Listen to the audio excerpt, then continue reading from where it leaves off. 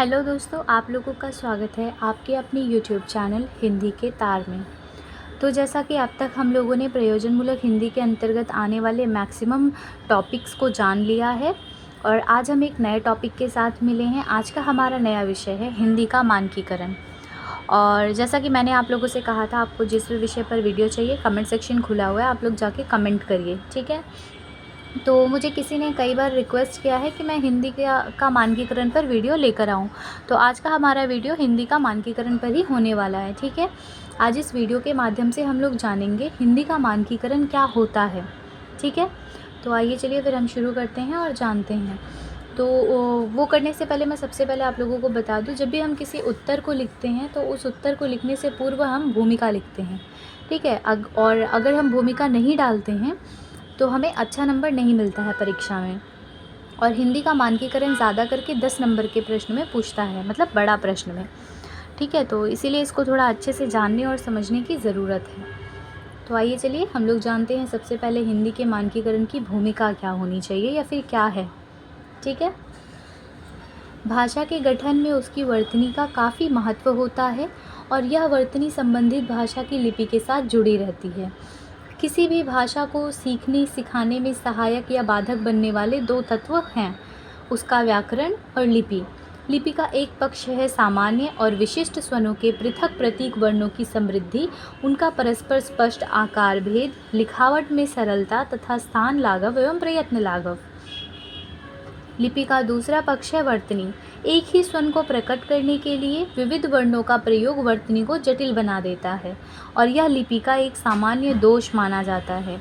यद्यपि देवनागरी लिपि में यह दोष न्यूनतम है, फिर भी उसकी कुछ अपनी विशिष्ट कठिनाइयाँ भी हैं।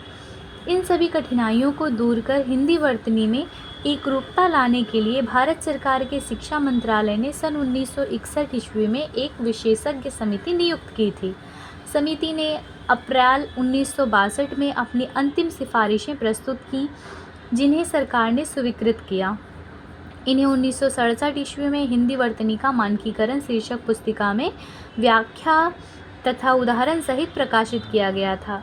भारत सरकार द्वारा निर्धारित हिंदी भाषा की वर्तनी संबंधी अद्यतन नियम इस प्रकार हैं, ठीक है। अभी कुछ नियम हैं, कुछ करीबन 14 नियम हैं, ठीक है। तो अब हम उन 14 नियमों के बारे में जानेंगे कि क्या क्या है। सबसे पहला है संयुक्त वर्ण, ठीक है, जिसके अंतर्गत कई सारे पॉइंट्स आते हैं, उनको मैंने लिखा हुआ है। पहला है खड़ी पाई वाले व्यंजन।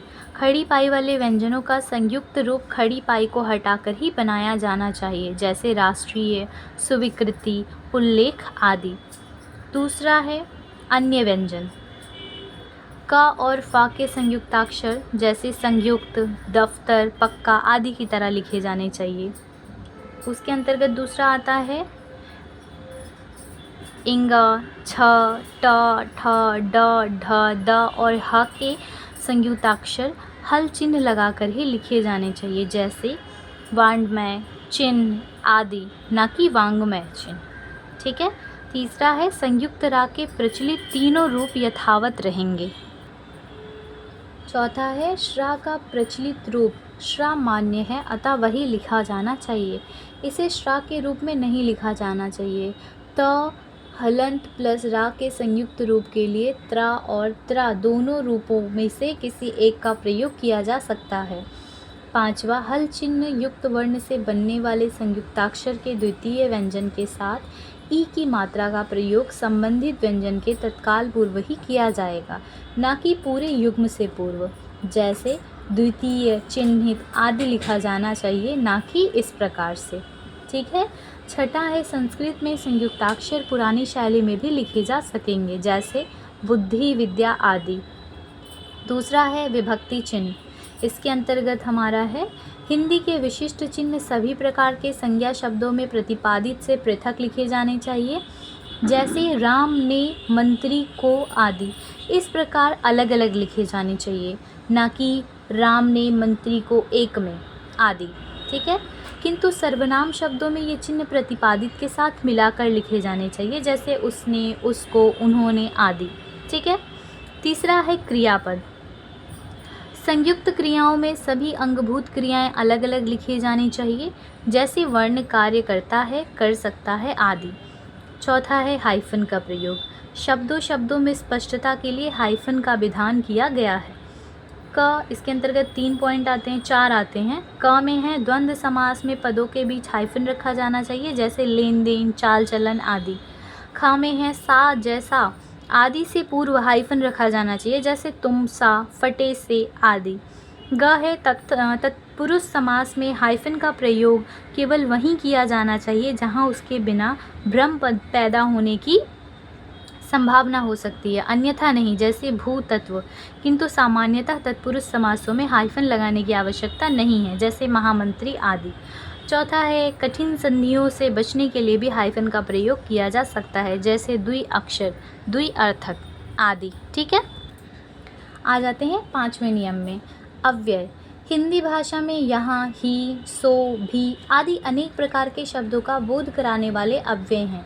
कुछ अव्ययों के आगे विभक्ति चिन्ह भी आते हैं, जैसे तब से, अब से आदि। अव्यय सदा पृथक लिखे जाने चाहिए, जैसे पत्र के साथ, दिन भर आदि। समस्त पदों में प्रति, मात्र आदि अव्यय पृथक नहीं लिखे जाने चाहिए, जैसे प्रतिदिन, यथासंभव आदि। छठा है श्रुतिमूलक। हिंदी में या एवं व को श्रुतिमूलक माना गया है। इनके प्रयोग के बारे में निम्नलिखित नियम हैं। पहला, जहाँ श्रुतिमूलक या तथा व का प्रयोग विकल्प से होता है वहाँ इसका प्रयोग ना किया जाए, अर्थात किए, नई आदि रूपों का ही प्रयोग किया जाए, ना कि किए, नई आदि का। ठीक है। दूसरा है, जहाँ यह श्रुतिमूलक व्याकरणिक परिवर्तन ना होकर शब्द का ही मूल तत्व हो, वहाँ वैकल्पिक श्रुतिमूलक स्वरात्मक परिवर्तन की आवश्यकता नहीं है, जैसे स्थायी, दायित्व आदि। अब हम जानेंगे 7वां, अनुस्वार तथा चंद्रबिंदु। मानक हिंदी प्रणाली में अनुस्वार तथा अनुनासिका चिन्ह अर्थात चंद्रबिंदु दोनों प्रचलित रहेंगे। संयुक्त व्यंजन के रूप में जहाँ पंचम अक्षर के बाद सवर्गीय शेष 4 वर्णों में से कोई वर्ण हो तो एक रूपता और लेखन की सुविधा के लिए अनुस्वार का प्रयोग किया जाना चाहिए, जैसे चंचल, गंगा आदि लिखा जाना चाहिए, ना कि उस प्रकार से। ठीक है। चंद्रबिंदु या अनुनासिका चिन्ह के बिना प्राय अर्थ में भ्रम की संभावना रहती है, जैसे हंस, हंस आदि। यदि पंचमाक्षर के बाद किसी अन्य वर्ग का कोई वर्ण आए अथवा वही पंचमाक्षर दोबारा आए तो पंचमाक्षर अनुस्वार के रूप में परिवर्तित नहीं होगा, जैसे वांग्मय, अन्य आदि। अतः इन शब्दों को वांग्मय आदि। ठीक है। 8वां है हल चिन्ह। संस्कृत मूलक तत्सम शब्दों की वर्तनी में सामान्यतः संस्कृत रूप ही रखा जाना चाहिए, किंतु जिन शब्दों के प्रयोग में हिंदी हल चिन्ह लुप्त हो चुका है उनमें उसको फिर से लगाने का प्रयास नहीं किया जाना चाहिए, जैसे महान, विद्वान आदि। स्वप्न परिवर्तन। संस्कृत मूलक तत्सम शब्दों की वर्तनी को ज्यों का त्यों ग्रहण किया जाना चाहिए, अतः ब्रह्मा को ब्रह्मा, ऋण को ऋण लिखना सर्वथा अनुचित है। इसी प्रकार गृहीत अत्यधिक ही लिखा जाना चाहिए।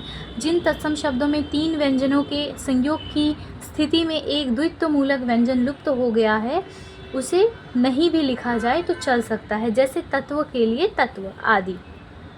विसर्ग। 10वां है विसर्ग। ठीक है। संस्कृत के जिन शब्दों में विसर्ग का प्रयोग होता है वे यदि तत्सम रूप में प्रयुक्त हो तो विसर्ग का प्रयोग अवश्य किया जाना चाहिए, जैसे दुखानुभूति में।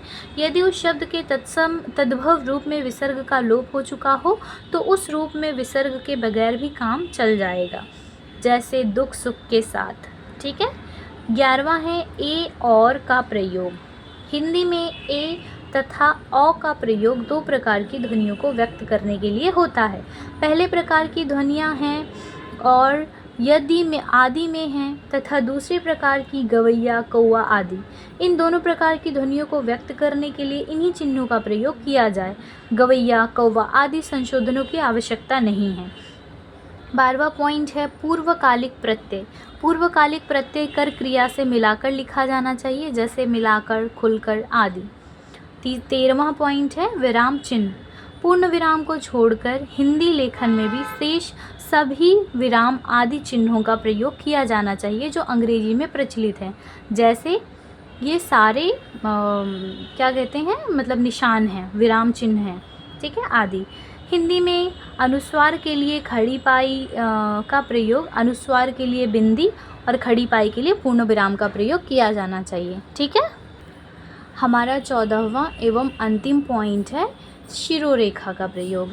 हिंदी अर्थात देवनागरी लिपि की लेखन प्रणाली में शिरोरेखा के संबंध में काफ़ी विवाद है, किंतु फिलहाल इसके लेखन में शिरोरेखा का प्रयोग प्रचलित रहेगा। ठीक है, तो इस प्रकार से हम देखते हैं कि हिंदी के मानकीकरण के अंतर्गत 14 नियम हैं। उन 14 नियम के माध्यम से ही हिंदी का मानकीकरण किया गया है।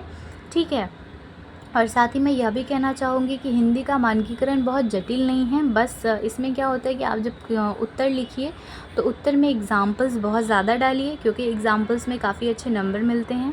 टीचर को लगता है आपने एग्ज़ाम्पल दिया है तो आपको काफ़ी अच्छे से चीज़ें जो हैं समझ में आई हैं। ठीक है, और मैं ये भी आशा करूँगी कि आप लोगों को समझ में आए। ठीक है, इसी के साथ ये वीडियो यहाँ पे समाप्त होती है। और इसे अपने, अगर आपको अच्छी लगती है, पसंद आती है, तो अपने दोस्तों के साथ भी शेयर करें। ठीक है, और साथ ही साथ अगर चैनल पर नए आए हैं तो चैनल को सब्सक्राइब भी करें। इसी के साथ मिलेंगे हम एक नई वीडियो के साथ अपनी अगली वीडियो में। Thank you.